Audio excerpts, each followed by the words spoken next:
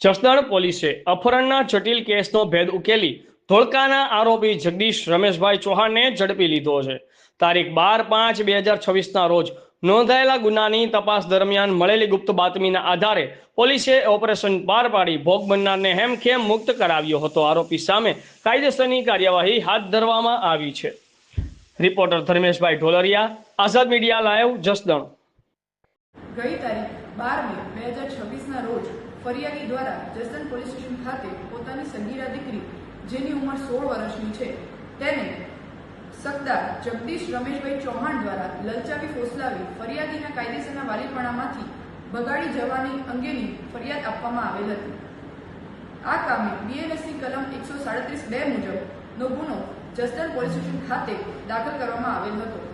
ત્યારબાદ રેન્જ વડા શ્રી નિલિત રાયલ સાહેબ, પોલીસ અધિક્ષક શ્રી વિજયસિંહ ગુર્જર સાહેબ તથા એએસપી નવીન ચક્રવર્તી સાહેબના માર્ગદર્શન હેઠળ વિવિધ ટીમો બનાવી જસદણ પોલીસ સ્ટેશન તથા એલસીબીની ટીમો દ્વારા આરોપી તથા સગીરાની શોધખોળ કરવામાં આવેલ હતી।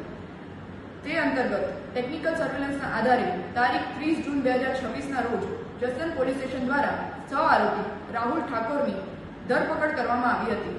રાહુલ ઠાકોર દ્વારા હકીકત જણાવવામાં આવેલ હતી કે જગદીશ રમેશભાઈ ચૌહાણ દ્વારા જ સગીરાનું અપહરણ કરી તેને કાયદેસરના વાલીપણામાંથી લઈ ગયો હતો, જેથી તારીખ 1 જુલાઈ 2026ના રોજ એટ્રોસિટી એક્ટની કલમનો ઉમેરો કરવામાં આવ્યો હતો। ત્યારબાદ તપાસ મેં સંભાળી હતી।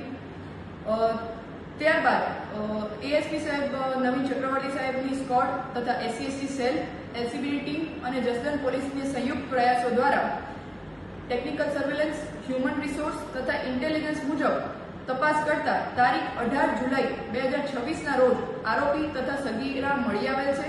આરોપીની ધરપકડ કરવામાં આવે છે અને આગળની કાર્યવાહી હાથ ધરવામાં આવે છે।